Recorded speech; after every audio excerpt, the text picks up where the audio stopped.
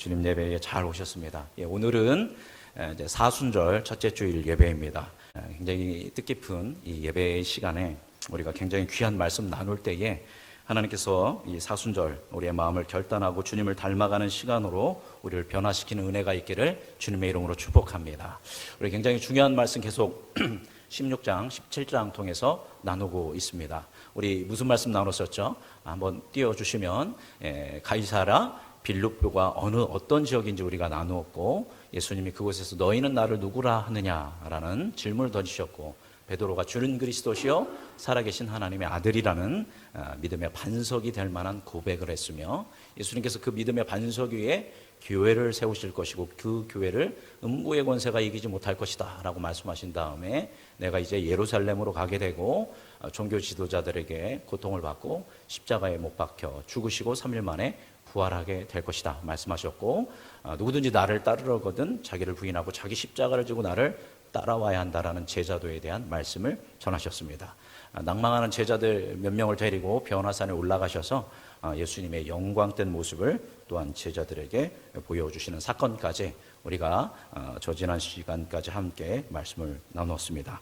연결해서 오늘 산 아래에서라는 제목으로 이제 바로 변화산 위에서 있었던 일 이후에 어떤 일들이 벌어지는지 말씀 나누도록 하겠습니다. 예수님의 영광스러운 변모, 그리고 구약 성경의 그 상징적인 위대한 모세와 엘리야의 현현. 그래서 베드로와 야고보와 요한은 여기가 너무 좋다라는 겁니다. 하나님의 영광이 있고 이 신비한 체험을 하는 이곳에 이 변화산의 꼭대기에 계속 머물고 싶었습니다.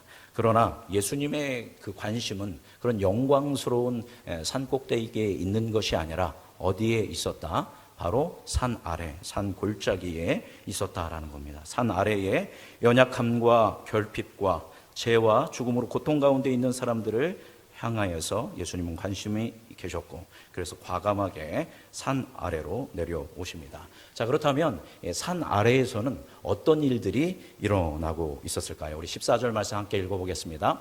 그들이 무리에게 이르매 한 사람이 예수께 와서 꿇어 엎드려 이르되, 예수님이 베드로와 야고보와 요한을 데리고 변화산에서 내려오셨을 때에 나머지 9명의 제자들은 온 무리와 함께 있었습니다. 예수님이 오시자마자 한 남성이 와서 예수님 앞에 와서 어떻게 했습니까? 꿇어서 엎드렸다라는 겁니다. 여러분, 사나이가 쉽게 누군가에게 무릎 꿇고 엎드리지 않습니다. 그럼 사나이만 그러냐? 아니죠. 여인들도 절대 누구한테 쉽게 무릎 꿇고 엎드리지 않습니다. 그러나 우리의 어떤 여러 가지 상황들을 보면 남자가 또한 어떤 여인이 굉장히 무릎을 꿇고 엎드리는, 주님 앞에 엎드리는 것이 성경에 종종 나오지 않습니까? 대부분 보면 어떤 경우가 있냐면, 자기가 어떤 사람이, 사랑하는 사람이 고통 가운데 있을 때 허겁지겁 예수님한테 달려와서 뭐를 꿇어요? 무릎을 꿇고 엎드린다라는 것입니다. 바로 사랑은 한 남자를, 한 여인을 무릎을 꿇게 하고 그 앞에 엎드리게 한다라는 것입니다. 이에게 무슨 일이 있었습니까? 이 사람에게 어떤 일이 있었습니까? 우리 15절 함께 읽어보도록 하겠습니다. 읽어볼까요?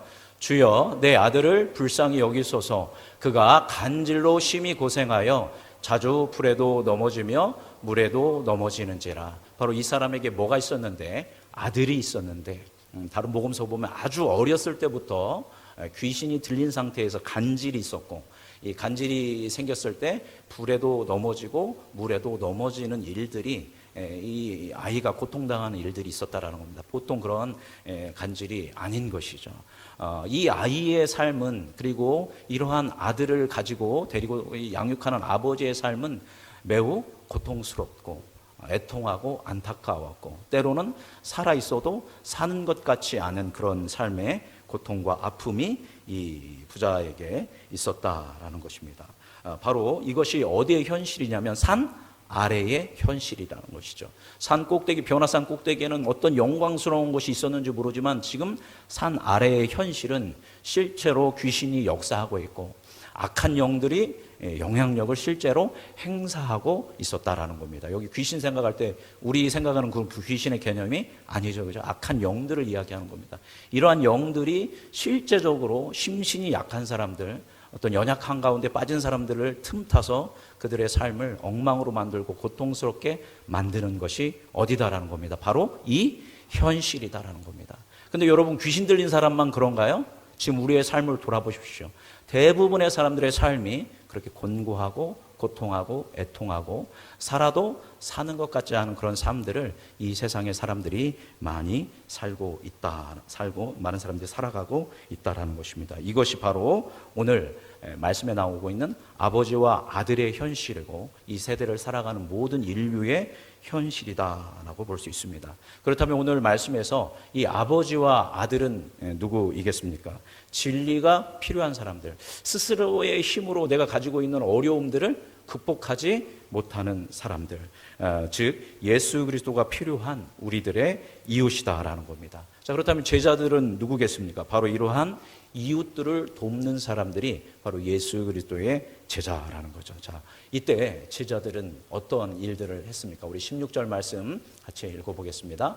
내가 주의 제자들에게 데리고 왔으나 능히 고치지 못하더이다. 예, 그래서 이 사람을 아들을 제자들에게 데리고 왔지만 제자들은 이 사람을 능히 고치지 못했다라는 겁니다. 여기서 능히라는 것은 원어로 듀나마인데 능력, 역량 이런 것을 이야기합니다. 즉 제자들의 능력이 부족했고 역량이 부족했다라는 것입니다. 아마 이때 제자들이 뭐를 계속 생각하고 있었을까요? 누구를 생각하고 있었을까요? 아마 예수님을 생각하고 있었고, 아무리 쫓아놔도 귀신이 안 나가니까, 아무리 노력을 해도 병이 고쳐지지 않으니까 빨리 누가 오셨으면 좋겠다. 예수님이 오셨으면 좋겠다. 예수님만 계셨어도 이 문제가 해결되었을 텐데 이렇게 생각했을 것입니다. 이 제자들의 현 상황을 통해서 우리가 알 수 있는 것은 두 가지입니다. 바로 예수님과 함께 있는 것의 중요성, 그죠? 예수님이 함께 있었다라면 이 문제는 넉넉히 이겼을 것이니까요. 그리고 나머지 하나는 그러한 고통 가운데 있는 사람들을 도울 수 있는 능력이 제자들에게 있다 없다?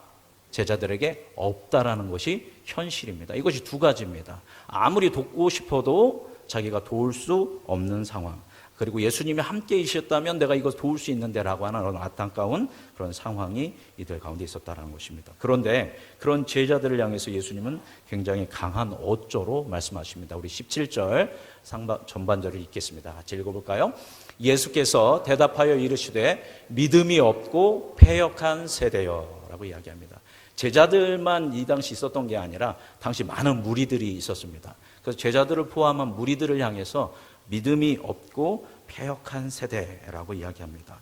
제가 예전에도 한번 이 말씀을 가지고 얘기한 적이 있던 것 같은데요. 여기서 믿음이 없다라는 건 아피스토스인데 이 원어로의 뜻은 믿지 않는, 불성실한, 불충한이라는 뜻을 가지고 있습니다.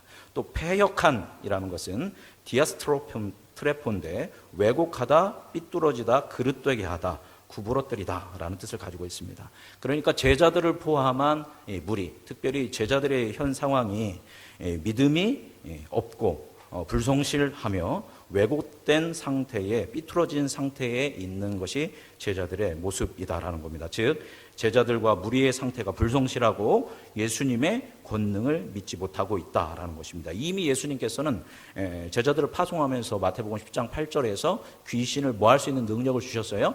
쫓아내는 능력을 주셨고, 실제로 제자들은 귀신을 쫓아내기도 했다라는 겁니다. 그런데 어떤 이유인지 제자들이 그러한 믿음을 이제 상실한 상황 가운데 있었기 때문에 예수님께서 믿음이 없는 세대요, 패역한 세대요라고 이야기하고 있습니다. 사실 그런데 예수님께서 이것을 그 제자들에게만 말하시지는 않았을 겁니다. 마태복음을 읽고 있던, 처음에 읽었던 원독자들에게도 이 메시지가 있는 것이고, 지금 마태복음을 읽고 있는 우리의 현독자, 우리들에게도 말씀하시는 것이다라는 겁니다. 우리는 어떠합니까? 여러분, 하나님을 향한, 우리 구주 되신 예수 그리스도를 향한 확고부동한 믿음을 갖고 계십니까? 그 믿음을 갖는 여러분이 되기 바랍니다. 하나님이 내 삶을 주장해 주실 것을 믿는가? 음성중앙교회를 사용해 주실 것을 믿는가? 이 음성 지역을 변화시켜서 많은 이들이 그리스도께로 돌아오게 하실 것을 믿는가? 하나님께서 우리를 둘러싼 전 영역 가운데 새 일을 행하고 계신 것을 믿는가? 우리가 입술로 기도하면서 믿는다, 주님 역사할 줄 믿습니다, 내 삶을 이끌어 주실 것을, 이 음성을 복음화시킬 것을 믿습니다 라고 진짜로 우리가 믿음의 고백을 하며 그 일을 행하실 주님을 신뢰하며 기도하고 있는가? 아니면 그냥 그런 척 하고 있는가? 그냥 뭐 그렇게 기도하는 거니까 그렇게 하시면 좋고 안 하시면 말고, 이런 건 믿음이 아니죠. 철저한 그 일을 행하실 그 하나님을 향한 믿음을 가지고 우리의 삶을 살아가고 있는가? 아니면 믿는 척하고 있는가? 제자들처럼, 무리처럼 믿음이 없고 패역하지는 않는지 한번 우리를 돌아봐야 할 것 같습니다. 이때 예수님께서 계속 이어서 이야기하십니다. 우리 17절 중반을 읽겠습니다. 같이 읽어볼까요? 내가 얼마나 너희와 함께 있으며 얼마나 너희에게 참으리요. 이 말씀을 보면 굉장히 그 예수님의 애절한 마음이 느껴지지 않습니까? 야, 내가 얼마나 너희와 함께 있어야 하냐, 내가 너희한테 얼마나 참아야 하느냐. 이 제자들을 향한 예수님의 아쉬움과 속상함의 표현이 이 얼마나라는 단어에 깊이 새겨 있는 것을 볼 수 있습니다. 이제 예수님은 곧 체포되시고 채찍에 맞으시고 골고다에 오르시어 십자가에 죽으셔야만 합니다. 부활하시죠. 부활하시더라도 곧 뭐 하십니까? 승천하고, 이 땅에는 누가 남냐면 예수님의 제자들이 남게 되는 것입니다. 이 제자들이 하나님의 나라를 이루어 가야 하는데 여전히 믿음이 없고 패역한 이런 모습을 보면서 예수님이 얼마나를 외치시는 것입니다. 우리를 향해서도 동일하게 말씀하고 계실 것 같습니다. 우리 권사님들을 향해, 우리 집사님들을 향해, 우리 성도님들, 청년들, 우리 중고등부 한 사람 한 사람 우리를 향하여, 얘들아, 내가 얼마나 너에게 대해서 기다려줘야겠니? 얼마나 참아줘야겠니? 여러분, 이거는 예수님께서 우리를 정죄하는 말씀이 아닙니다. 야, 너는 형편없구나, 너 얼마나, 이게 아닙니다. 간절하고 애절한 마음으로 우리를 향하는 얼마나 이렇게 해야겠냐, 이런 말씀입니다. 정죄의 말이 아니라 애절함의 그런 마음입니다. 예수님께서는 우리가 철저하게 우리의 구원자 되시고 우리의 동행자 되시는 예수 그리스도를 믿고 제자의 삶을 살기를 원하신다라는 겁니다. 그래서 세상을 찾아가라, 사람을 만나라, 나누어 주어라, 함께 울어주고 함께 웃어주고 함께 살아가라. 그렇게 복음을 삶으로 살아가고 그리스도의 사랑을 실천하며 살아가라고 예수님은 우리에게 말씀하시는 것입니다. 그러나 제자들은 아무리 예수님이 오랫동안 함께 하셨고 세우셨지만 그런 일들을 끝내 감당하지 못했던 것이 제자들의 모습입니다. 17절 후반절 같이 읽어보겠습니다. 시작. 그를 이리로 데려오라 하시니라. 아멘. 할렐루야. 저는 이 말씀, 이리로 데려오라, 얼마나 은혜에 되는 말씀입니까? 이리로는 누구에게로 데려오라는 겁니까? 내게로 데려와라, 예수님께로 데려오라라고 말씀하시는 것입니다. 결국 예수님이 해결하시는 그 모습이 이 말씀을 통해서 이루어지고 있습니다. 18절 같이 읽어보겠습니다. 이에 예수께서 꾸짖으시니 귀신이 나가고 아이가 그때부터 나으니라. 할렐루야. 제자들이 이 산 아래에서 그 고통당하는 사람을 도와주지 못하고 고전하고 있을 때, 그 아버지와 아들이 그 고통하며 신음하고 있는 그때에 예수님께서 말씀하시는 그 순간부터 귀신이 나가고 아이는 치유함을 받았다라는 것입니다. 이것이 예수 그리스도의 권능인 줄 믿습니다. 제가 말씀드리시지 모든 최종적인 권위는 누가 가지고 계시다고요? 예수 그리스도께서, 우리 구주 하나님께서 그 최종적인 권위를 갖고 계신 줄 믿습니다. 예수님은 우리와 동일한 완전한 100% 사람이시지만 다르게 100% 또 누구십니까? 권능의 하나님이시다라는 겁니다. 완전한 하나님이시다라는 겁니다. 반은 사람이고 반은 하나님이신 분이 아니라 완전한 사람이시자 완전한 하나님이신 분이 예수님입니다. 그래서 인간임에도 불구하고 신적 권위를 가지고 예수님께서 말씀하시니까 그 말씀 한마디에 무엇이 떠나갔다? 귀신이 떠나갔고 그 말씀에 이 간질병이 치유되어지는 역사가 일어났다라는 것입니다. 여러분, 이 최종적인 권위자이신 예수 그리스도를 의존하고 믿는 여러분이 되기를 바랍니다. 우리는 그 권위자이신 예수 그리스도를 신뢰해야 한다는 겁니다. 여러분, 인간의 최고 권위자는 어떤 경향이 있냐면, 물론 좋은 리더들도 있지만 대부분의 리더들, 권위자는 내 권위를 빼앗길까 봐, 내가 가지고 있는 이 권력을 빼앗길까 봐 전전긍긍합니다. 그래서 사람을 세워주고 키워주는 리더보다도 잘하는 사람은 뭐예요? 싹을 쳐냅니다. 그래서 자기의 그 권력을 계속 유지하려고 합니다. 그러나 우리 예수 그리스도는 그런 권위를 지켜내려고 애쓸 필요가 없습니다. 왜냐하면 최종적인 권위자이시기 때문에 그러할 필요가 없는 우리 구주이시다라는 겁니다. 따라서 하나님께서는, 예수님께서는 그 권위를 가지고 그 권위를 지키기 위해서 막 우리를 핍박하고 우리를 착취하고 그런 분이 우리 예수님이 아니라 오히려 그런 최종적인 권위를 가지고 우리를 사랑으로 돌보시고 우리에게 신실하게 다가오시고 선하게 다가오시고 성실하게 다가오셔서 끊임없이 우리의 삶을 구원하시고 우리의 삶을 성화시키는 분이 이 최종적인 권위자이신 우리 구주 예수 그리스도인 줄 믿습니다. 바로 예수님이 그렇게 말씀하실 때 그때부터 이 아이가 이 고통에서 자유함을, 치유함을 받게 됩니다. 여러분에게도 이 예수 그리스도의 말씀이 들리는 은혜가 있기를 간절히 소망합니다. 여러분이 성경을 읽을 때, 기도할 때 예수 그리스도께서 여러분에게 말씀 주시고 감동을 주실 때에 여러분의 삶 가운데 놀라운 하나님의 역사들이 일어날 줄 믿습니다. 그 예수 그리스도를 사모하고 최종적인 권위자이신 예수 그리스도, 그분께 나아가는 여러분이 되기를 소망하고, 여러분 주위에 있는 고통당하는 사람들을 이리로 데려오라. 누구에게로? 교회로 데려오라. 아닙니다. 교회 와라, 이게 전도가 아닙니다. 누구에게로? 예수님께로.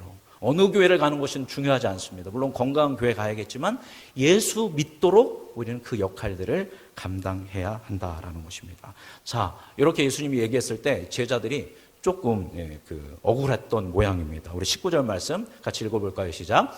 이때에 제자들이 조용히 예수께 나와 이르되 우리는 어찌하여 쫓아내지 못하였나이까. 여기 보니까 어떻게 예수님께 나왔대요?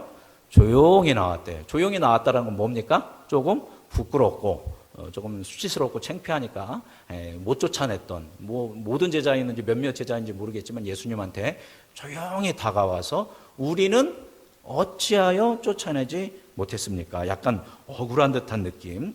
왜 예전에는 쫓아냈는데, 누가복음 보면 사탄이 그 하늘로부터 번개처럼 떨어지는 것을 예수님 보셨다고, 그렇게 제자들이 예수님 주신 권능을 가지고 사람들을 치유하고 귀신을 쫓아냈는데 왜 어째서 우리는 이렇게 못했습니까? 라고 예수님께 질문을 던집니다. 이랬을 때 예수님은 아주 짧고 굵게, 아주 간단 명료하게 대답해 주십니다. 20절 상반절을 같이 읽어보겠습니다. 읽어볼까요? 시작. 이르시되 너희 믿음이 작은 까닭이다 라는 것입니다. 왜 우리는 귀신을 못 쫓아냈습니까? 그것은 왜 간질병을 고치지 못했습니까? 너희에게 뭐가 작았다? 믿음이 작았기 때문이다 라는 것입니다. 앞서 믿음이 작았다라는 것에 대해서 비슷한 말이 나왔죠. 그게 뭡니까? 믿음이 없고 패역한 세대여라는 표현과 일맥상통하는 말씀이 너희 믿음이 작은 까닭이다라고 이야기하셨습니다. 그러면서 예수님은 그리스도인에게 있어서, 제자에게 있어서 믿음이 얼마나 중요한지에 대해서 이어서 계속 말씀하십니다. 우리 20절 하반절을 함께 읽겠습니다. 시작. 진실로 너에게 이르노니 만일 너희에게 믿음이 겨자씨 한 알만큼만 있어도 이 산을 명하여 여기서 저기로 옮겨지리라 하면 옮겨질 것이요 또 너희가 못할 것이 없으리라. 아멘. 예, 어떤 믿음만 있어도 된대요? 겨자씨만한 믿음만 있어도 뭐를 명하면? 저 산을 보고 저리로 옮겨져라 하면 산이 어떻게 된다? 옮겨진다. 여러분 이런 거 문자적으로 해석하면 안 됩니다. 그죠? 그래서 산아 옮겨져라. 아무리 여러분 100번 1000번 해보십시오. 옮겨지나 안 옮겨지나. 성경에 산이 옮겨진 적이 있으니까 없습니까? 없습니다. 이것은 시적 표현이고 은유적 표현입니다. 불가능한 것을 어떻게 할 것이다? 가능하게 될 것이다. 그래서 지금 이렇게 따지면 우리는 아무도 겨자씨만한 믿음은 아무도 없습니다. 역사상. 왜냐하면 산을 옮긴 그런 일들은 없으니까. 예수님은, 하나님께서는 그러한 어떤 순리를 거스리는 그런 일들을 쉽게 하지 않으십니다. 이것은 불가능한 것을 가능하게 한다라는 어떤 예수님의 표현인 것입니다. 그런데 중요한 것은 불가능을 가능하게 하는 것은 뭐래요? 겨자씨만한 믿음만 있으면 된다는 겁니다. 그런데 이스라엘 사람들한테 여러 가지 씨앗이 있는데 그 씨 중에 가장 작은 씨가 뭐라고 생각할까요? 이스라엘 사람들은 겨자씨입니다. 그러면 예수님이 얘기하면 모든 사람들의 믿음 중에서 제일 작은 믿음이 어떤 믿음인 거예요? 겨자씨만한 믿음인 겁니다. 그죠? 이렇게 하면 뭔가 어폐가 있지 않아요? 아까 말씀하셨잖아요. 너희들한테 뭐가 작기 때문이다? 믿음이 작기 때문이라고 했는데 여기에는 뭐라고 있어요? 야, 그런데 너희가 뭐만 있어도? 겨자씨만한 믿음만 있어도 이런 역사가 일어나. 그러면 뭔가 모순이지 않습니까? 믿음이 작다라는 것은 믿음이 있다라는 얘기고, 그죠? 자, 그런데 이것은 어떤 의미일까요? 이것은 바로 그 가지고 있는 믿음이 어떤 크냐, 작냐. 물론 우리는 큰 믿음 갖기를 원합니다. 여러분, 왜 큰 믿음 갖고 싶으신가요? 뭔가 큰 믿음이 있으면 내가 큰 능력이 있을 것 같고, 뭔 큰 일을 해낼 것 같습니다. 그죠? 그래서 큰 믿음 주시옵소서. 그래서 뭔가 능력을 행하고 싶으니까 큰 능력을 달라고 하는데, 여러분, 믿음이 능력이 아닙니다. 그죠? 우리는 능력이신 누구를 믿는 거예요? 하나님을, 예수님을 믿는 겁니다. 내가 믿음이 좋아서, 내가 기도를 많이 하고 뭐를 많이 해서 내가 은사가 많아서 능력이 많아가지고 기도만 하면 낫고 기도 축복만 하면 복 받고, 그럼 그거 누구 능력으로 생각할까요? 자기의 믿음의 능력으로 생각합니다. 그러다가 뭐가 나올까요? 이단이 나오는 겁니다. 그렇게 넘어진 이단의 괴수들이 우리나라에도 꽤 많다라는 겁니다. 우리가 능력을 갖는 것은 우리의 능력이 아니라 철저하게 누구의 능력에 의존하는 거냐면 하나님의 권능에, 하나님의 권세와 능력에 의지하는 겁니다. 그런데 어떻게 하나님의 권세와 능력이 우리의 삶과 우리의 인생 가운데 일어나는가? 우리가 뭐 할 때? 그 하나님을 신뢰하고 믿을 때 하나님의 권능이 일어난다라는 것입니다. 따라서 중요한 것은 믿음이 크냐 작냐, 물론 이것도 뭐 중요하지만 중요한 것은 내가 하나님을 진정으로, 예수님을 나의 구원자로 신뢰하고 믿느냐 믿지 않느냐, 이게 중요하다라는 겁니다. 정말 예수님이 내 실제적인 삶 가운데, 우리 가정 가운데, 이 지역과 우리 교회 가운데 하나님께서 역사하실 것이라는 믿음만 있다면, 그 믿음이 얼마만 하더라도, 겨자씨만 하더라도 하나님은 우리의 삶 가운데, 우리의 가정 가운데, 교회 가운데 뭐를 일으키신다라는 거예요? 하나님의 역사를 일으키신다라는 것입니다. 따라서 진정한 믿음은 자신의 무능을 인정하고 오직 하나님만 의지하는 것입니다. 내가 하려는 시도를 내려놓고 하나님을 신뢰하며 주님이 이끄시는 대로 순종함으로 믿음으로 나아가는 것입니다.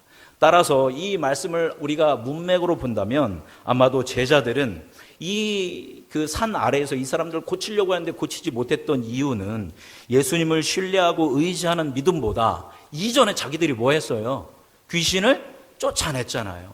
이전에 자기들이 뭐 했어요? 병든 사람을 전도여행 가서 고쳐냈지 않습니까? 그러한 이전의 경험을 생각하며 예수님께, 하나님에게 의존하는 것보다는 뭐에? 자기의 믿음, 자신의 노력으로 사역을 했을 것입니다. 그래서 자신들의 믿음이 크다고 생각했겠죠. 그러나 그러한 그들의 노력에도 불구하고 아무런 일이 일어나지 않았다는 것입니다. 자신들은 믿음이 크다고 생각했는지 모르지만 실상은 예수님을 향한 믿음이 아니었다라는 것입니다. 이런 믿음을 오늘 본문은 뭐라고 하냐면 믿음이 없고 패역한 세대다라고 이야기하고 있습니다. 이렇게 삐뚤어진 믿음은, 이렇게 자기중심적인 믿음은, 내 믿음이 있어서 내가 모든 일을 할 수 있다라는 자기중심적 자기 권능을 믿는 믿음은 어떻게 보면 뭐가 없는 것과 다름이 없다? 믿음이 없는 것과 다름이 없다라는 겁니다. 다시 한번 말하지만 진정한 믿음은 먼저 나의 무능을 인정하고 하나님을 의지하는 것입니다. 내가 하려는 시도를 내려놓고 하나님께 맡기며 순종하며 충성하며 나아가는 것입니다. 이러한 참된 믿음을 가진 자들은 하나님의 놀라운 나의 삶 가운데 개입을 경험하게 된다라는 것입니다. 그래서 앞서 말씀드렸듯이 산을 옮긴다라는 것은 무엇을 어떻게 하는 거라고요? 불가능한 일들을 가능케 하는 것에 대한 비유적 표현이라고 했습니다. 여러분, 성경에 보면 이러한 불가능한 일들을 행해낸 수많은 사람들이 있습니다. 모세가 200만 명이나 되는 사람들을 40년 동안 광야에서 이끌었습니다. 여러분, 이거 있을 수 없는 일입니다. 제가 저번에도 말씀드렸지만 대전이 200만 명, 대전 광역시가 200만 명이 되는지 안 되는지 모르겠습니다. 그러면 이렇게 이동한다는 것은 어디 전체가 움직이고 있는 거예요? 대전 광역시 전체가 움직이고 있습니다. 그럼 거기 수도시설, 그다음에 모든 그런 재반시설이 있어야 하지 않습니까? 절대 이것은 불가능한 일입니다. 200만 명이 움직였다는 것은. 그런데 모세가 그 일을 행했다라는 것은 바로 무엇을 가지고? 하나님을 향한 철저한 믿음을 가지고 이 일들을 감당했다는 겁니다. 여호수아도 그랬고 기드온도 그랬고 여호사밧도 그랬고 신약의 바울도 그랬다는 겁니다. 바울 한 사람이 그 전역을 돌아다니며 소아시아와 유럽을 복음화시키는 그런 위대한 일들을 감당했다는 겁니다. 이들이 이 불가능한 일들, 곧 무엇을 옮긴 겁니까? 산을 옮긴 겁니다. 이러한 일들은 한 것은 그들에게 뭐가 있었기 때문이에요? 하나님에 대한 믿음이 있었기 때문이라는 겁니다. 이 사람들 다 나 믿음 좋아한 사람들 있습니까? 없습니까?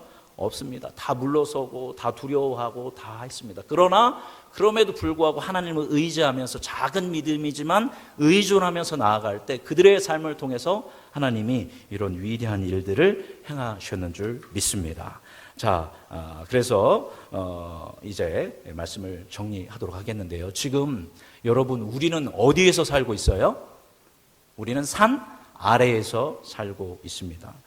산 아래는 어떤 곳입니까? 악한 영들로 인해서, 악한 권세들로 인해서 살아도 사는 것 같지 않은 고통과 아픔의 짐을 지고 살아가는 이 귀신 들린 아이와 그 귀신 들린 아이를 안타깝게 바라보고 있는 아버지가 많은 이러한 시대 속에서 수다한 곳에서 우리는 살고 있습니다. 산 아래는 바로 그런 고통스러운 곳입니다. 그런데 여러분 우리가 생각해야 할 게 있는데, 산 아래가 그렇게 곤고하고 고통스러운 것 같지만 그 산 아래에는 누가 있을까요? 누구의 은혜가 머무는 곳일까요? 예수님의 은혜가 머무는 곳이다라는 겁니다. 우리가 지난 시간에 나누었듯이 예수님은 하늘의 보좌에서 이 땅 가운데 인간의 모습으로 내려오셨습니다. 그죠? 변화산에 오르셨지만 다시 내려오셨고, 어디까지 내려가셨어요? 죽음의 자리까지, 십자가의 자리까지 내려오셨습니다. 그리고 부활하시고 승천하시고, 지금 예수님은 누구와 함께 계십니까? 예수의 영이시자 하나님의 영이신 성령 하나님께서 여러분 심령 가운데 함께 계시는 줄 믿습니다. 그래서 예수님의 가장 관심사는 어디 가운데 있냐면 바로 산 아래인 이곳에 있다라는 겁니다. 우리 너무 넓게 볼 것이 아니라 지금 예수님의 관심, 예수님이 시선이 머물고 예수님의 마음이 애타는 곳은 바로 이 음성 지역이라는 겁니다. 우리 음성읍 지역이라는 것입니다. 바로 이곳이 그렇게 해서 하나님의 은혜가 가득한 곳이라는 것을 기억하는 여러분이 되기를 바랍니다. 자, 그렇다면 이 산 아래에서 사는 그리스도인인 제자인 우리는 어떻게 살아가야 합니까? 우리는 예수님의 그 권위를 위임받은 사람입니다. 그죠? 내가 내 교회를 세우게 될 것이라고 말씀하시지 않으셨습니까? 그죠? 천국의 열쇠를 주시고 메고 푸는 권세를 주신다고 이야기하셨습니다. 여러분은 제자입니다. 할렐루야!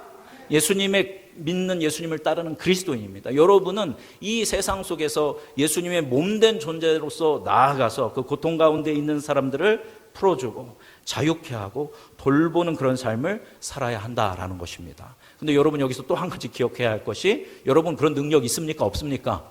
없어요. 여러분의 능력으로 하려고 하면 어느 정도 우리는 흉내낼 수 있습니다. 그러다가 서너 번 해보면 지칩니다. 왜냐하면 그것이 우리의 인간의 모습이니까요. 그렇기 때문에 우리는 누구를 구해야 하냐면 하나님의 은혜, 예수 그리스도의 은혜를 구해야 합니다. 어떠한 믿음을 구해야 돼? 오늘 말씀 보니까 겨자씨 하나 같은 믿음이라도 내게 주옵소서. 그냥 내가 교리적으로 그냥 교회 열심히 다녔으니까 믿는 척하면서 그냥 되면 좋고 안 되면 말고, 주님 이런 마음을 이제 내가 그만 멈추게 하여 주시고, 내 삶이 지치든 곤고하든 어떤 상황 가운데 있든 결국 내 삶을 이끄실 주님을 나는 정말 믿습니다. 지금 고통당하고 있는 우리의 가족들, 고통당하고 있는 우리의 이웃들, 내가 기도하면서 그들을 돌볼 때 하나님 나를 통해서 그들을 자유케 하실 것을 내가 믿습니다. 하나님, 우리 음성중앙교회를 통하여 이 음성 지역에 수많은 이들이 예수께 돌아오는 일들을 행하실 줄 믿습니다. 어떠한 믿음이요?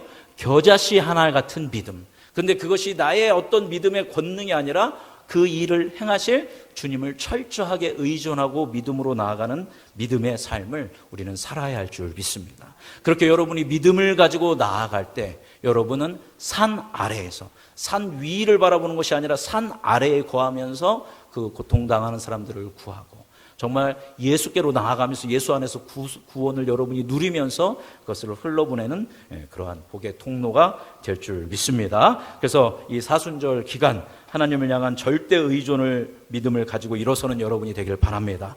겨자씨만한 믿음을 구하십시오. 모세처럼, 여호수아처럼, 기드온처럼, 여호사밧처럼, 바울처럼 그렇게 믿음을 통하여 여러분의 삶 가운데 하나님의 일들을 행하는, 하나님의 역사를 경험하는 모든 성도님들 되시기를 주님의 이름으로 축복합니다.